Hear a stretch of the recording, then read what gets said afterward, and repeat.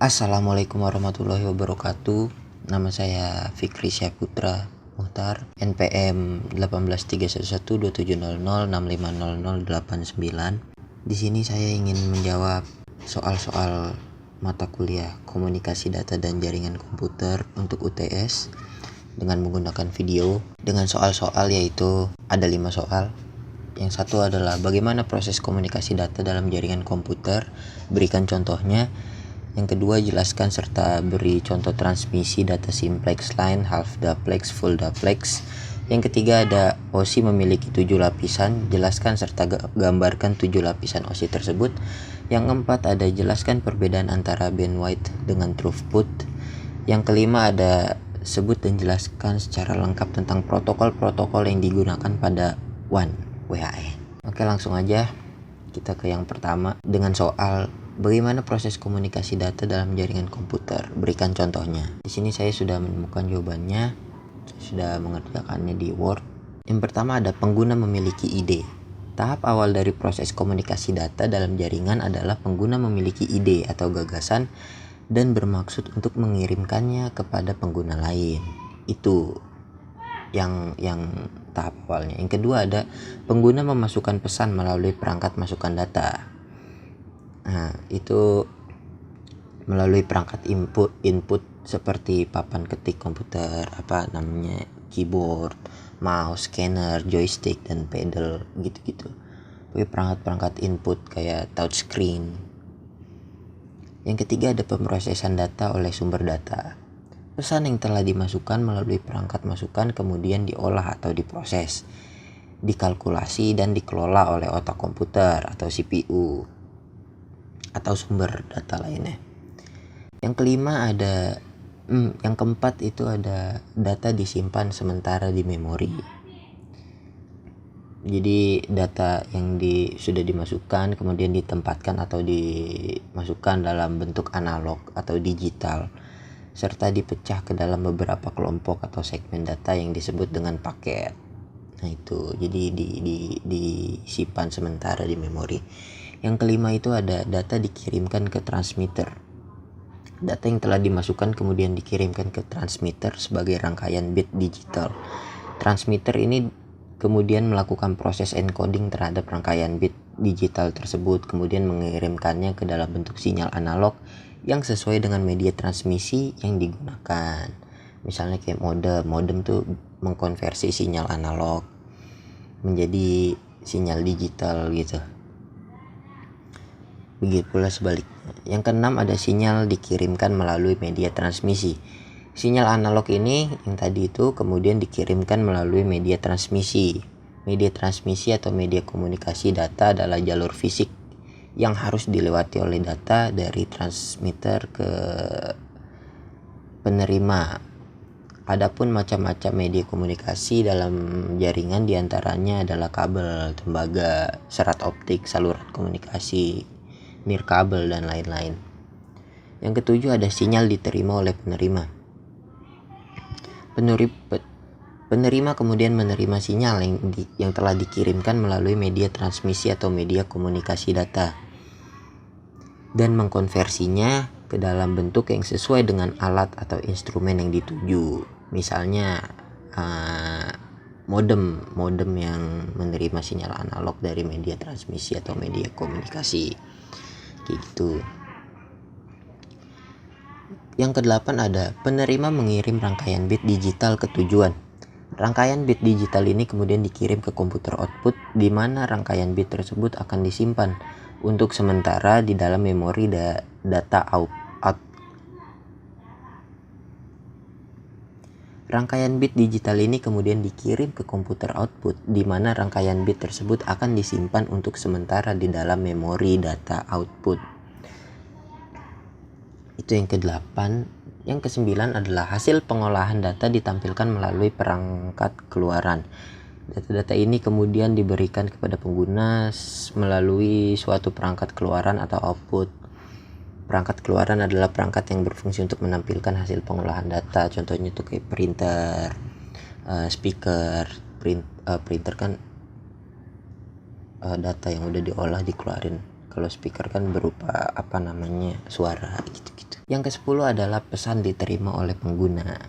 Tahap akhir,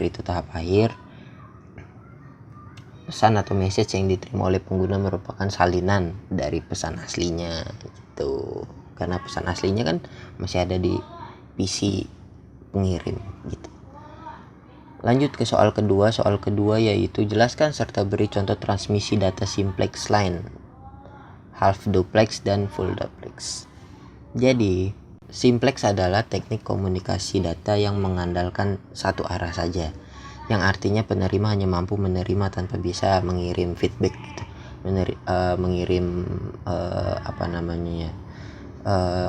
Nggak bisa mengirim berinteraksi secara langsung dengan pengirim gitu. Jadi penerima nggak bisa ngirim balik gitu.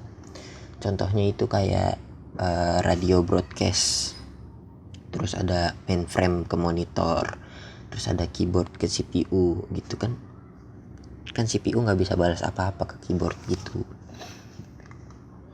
Yang kedua ada half duplex apa duplex sih ini ya, pokoknya half duplex adalah media komunikasi dua arah. Namun kalau ini tuh berbeda sama full duplex yang nanti kita bahas. Half duplex ini dua arah tapi nggak bisa di waktu yang sama gitu, jadi bergantian. Contohnya tuh kayak walkie talkie, jadi kalau satu ngomong tunggu selesai dulu baru yang satunya lagi bisa ngomong gitu, jadi nggak bisa barengan. Yang ketiga ada full duplex. Dalam komunikasi full duplex, dua pihak yang saling berkomunikasi akan mengirimkan informasi dan menerima informasi dalam waktu yang sama dan umumnya membutuhkan dua jalur komunikasi. Contohnya yang mudah itu ya handphone. Kalau lagi nelpon kita bisa berbarengan lah dapatnya gitu, interaksi. Lanjut ke soal nomor 3 itu ada OSI memiliki 7 lapisan. Jelaskan serta gambarkan 7 lapisan OSI tersebut. Di sini ada gambar lapisan OSI.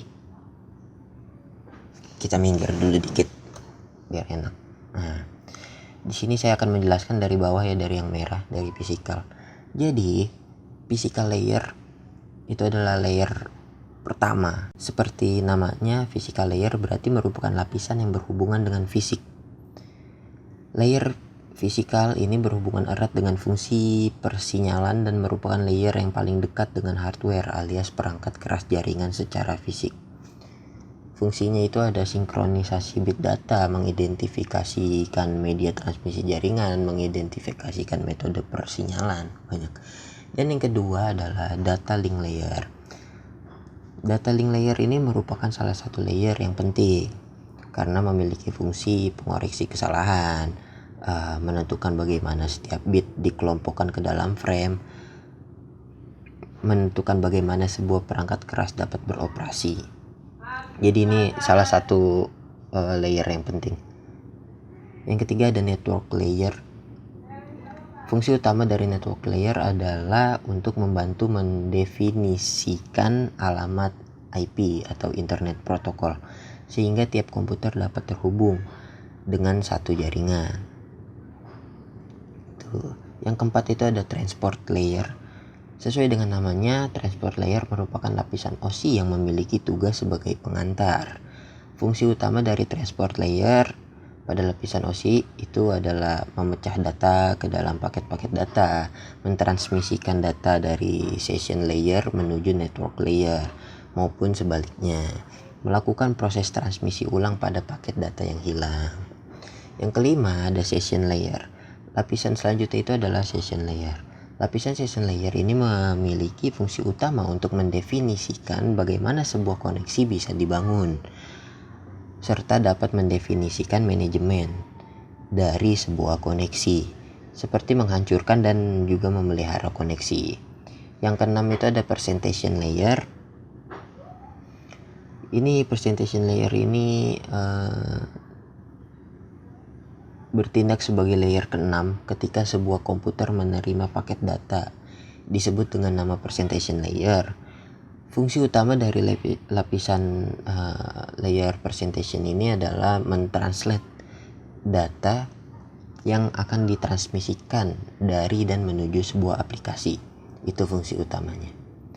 Yang ketujuh ada application layer. Application layer merupakan lapisan yang pertama pada saat sebuah data mulai ditransfer dan merupakan lapisan terakhir yang dilewati begitu komputer klien menerima data tersebut.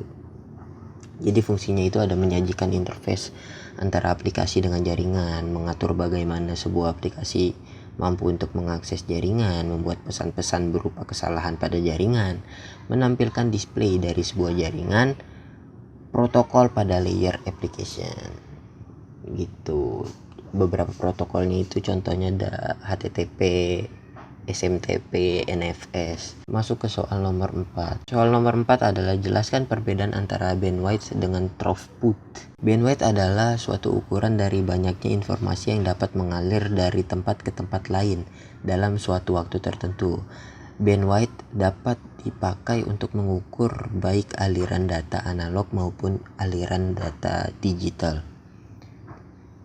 Itu adalah pengertian dari bandwidth. Selanjutnya adalah pengertian dari throughput. Throughput adalah bandwidth yang sebenarnya atau aktual yang diukur dengan satuan waktu tertentu dan pada kondisi jaringan tertentu yang digunakan untuk melakukan transfer file dengan ukuran tertentu. Jadi bandwidth itu adalah jumlah bit yang dapat dikirimkan dalam 1 detik, sedangkan throughput walaupun memiliki satuan dan rumus yang sama dengan bandwidth, tetapi throughput lebih pada penggambaran bandwidth yang sebenarnya atau aktual. Selanjutnya adalah nomor 5. Nomor 5 itu soalnya adalah sebut dan jelaskan secara lengkap tentang protokol-protokol yang digunakan pada WAN. Protokol-protokol yang digunakan pada WAN. Itu ada UDP, User Data Protocol. Ini adalah salah satu protokol lapisan TCP atau IP yang mendukung komunikasi data yang unreliable tanpa koneksi antara host dalam jaringan yang menggunakan TCP atau IP. Jadi ini mendukung komunikasi data yang unreliable gitu. Gak real. Yang kedua ada TCP atau IP.